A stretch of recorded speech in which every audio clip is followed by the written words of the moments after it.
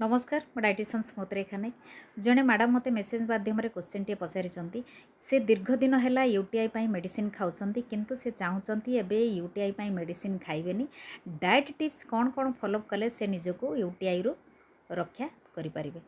तो मैडम आपण को क्वेश्चन को मुझे स्वागत करुच्ची किंतु आपण को मु गोटे कथा कहि रखे कौन सी मेडिसिन केबे भी डॉक्टर को बिना परामर्श रे आपण बंद करंतु नाही।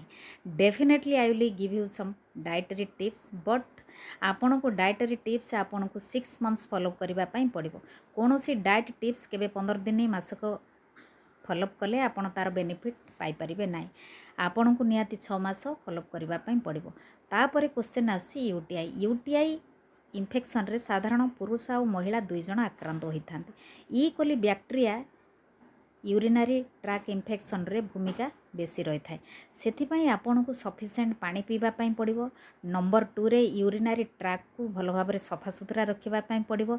नंबर 3 रे आपन को डाएट रे रसुण कंचालंका अदा एप्पल साइडर विनेगार मेथी पानी सबुदिने आपन को 6 मास पर्यंत ये सब टिप्स आपणकर डेली डाएट रे इनक्लूड करंतु।